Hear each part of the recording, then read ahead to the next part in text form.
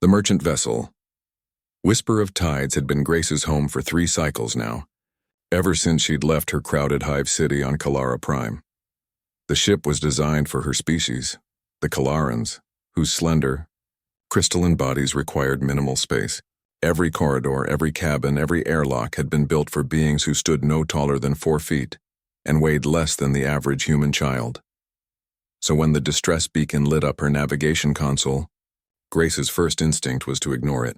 Space was vast and unforgiving, and she was already behind schedule on her delivery route. But the coordinates placed the signal near the contested border of the Krill expansion zone, and the signature was unmistakably human. Humans. The galaxy's most stubborn survivors. Grace had heard the stories, of course. Everyone had. How humans had emerged from their death world with its crushing gravity and hostile environment. How they'd survived first contact with the assembly, not through superior technology or diplomacy, but through sheer, bloody-minded refusal to quit.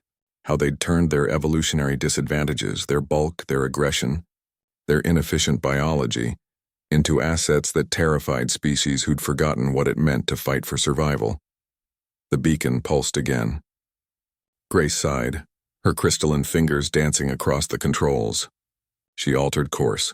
The escape pod was a wreck, scorched by plasma fire and pockmarked with micrometeor impacts. It tumbled through space like a dying star. Grace maneuvered the Whisper of Tides alongside it, extending her docking clamps with practiced precision. When the airlock finally cycled open, Grace got her first look at a human up close. He was massive. The human filled the airlock doorway, his shoulders nearly touching both sides.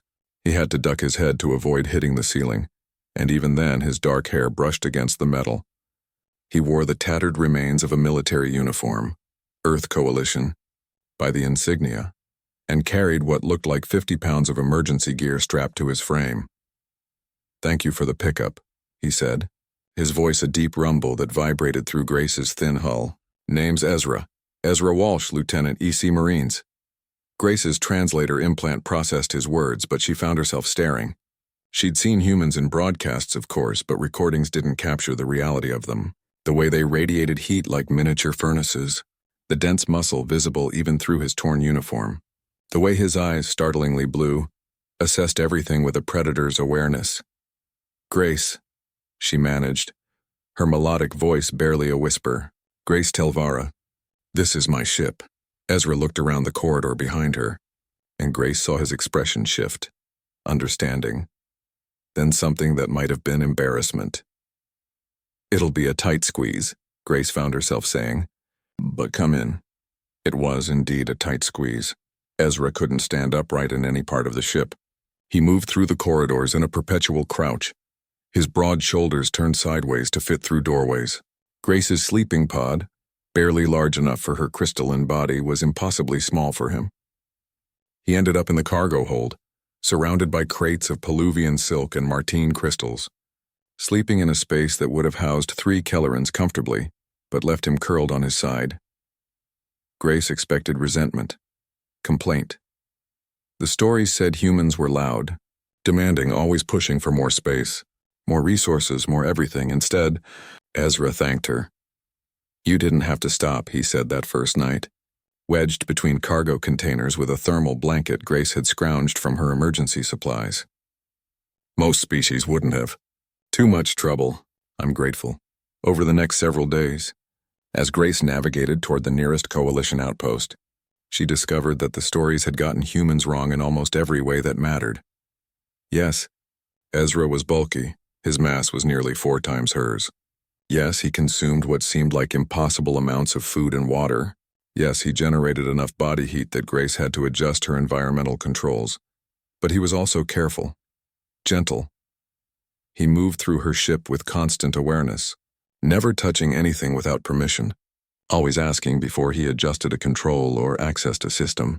When he helped with repairs to her damaged sensor array, his thick fingers somehow managing delicate work that should have been impossible, he followed her instructions precisely. "Your people built ships for yourselves," Ezra explained one evening, floating in 0G beside her while she recalibrated the navigation computer.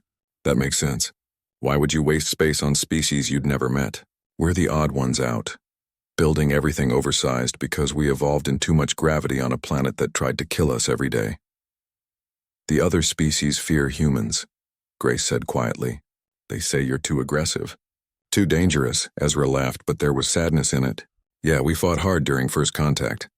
But people forget why. The assembly fired first, declared our system a quarantine zone, and started bombarding our colonies. We didn't want war. We just wanted to survive. Grace thought about that. Thought about her own people's history. 7,000 years of peace built on the foundation of a galaxy that had been safe and ordered when they'd achieved spaceflight. What would Kellerans have become if they'd had to fight for every kilometer of space? If their first greeting from the stars had been weapons fire? You're different than I expected, she admitted. So are you, Ezra replied. The briefing said Kellerans were cold, logical, unwilling to take risks. He smiled. But you picked up a random distress beacon in hostile space. That takes courage. When they finally reached the Coalition outpost 3 days later, Ezra gathered his meager belongings and prepared to disembark. Grace found herself oddly reluctant to see him go. Lieutenant Walsh, she said formally, before you leave, why were you in that escape pod? What happened to your ship? Ezra's expression darkened. Krill ambush. They hit us hard fast. Captain ordered evacuation. I don't know how many made it out. I'm sorry. Yeah, me too. He paused at the airlock, having to fold himself nearly in half to fit. Then he turned back. Grace, thank you. Not just for the rescue. For treating me like a person, not a monster. Not everyone does. After he'd gone, Grace sat in her pilot's chair for a long time, looking at the empty cargo hold. The space seemed larger now somehow. Emptier. She thought about the stories the galaxy told about humans. About their size, their strength, their capacity for violence. All true, perhaps, but incomplete. Because the stories never mentioned that when you gave a human kindness, even something as simple as shelter in 2 small spaces, they returned it tenfold. That humans understood gratitude in a way many species had forgotten. That they knew, better than anyone, what it meant to be judged for what you were rather than who you were. Grace adjusted her course, heading back to her merchant route.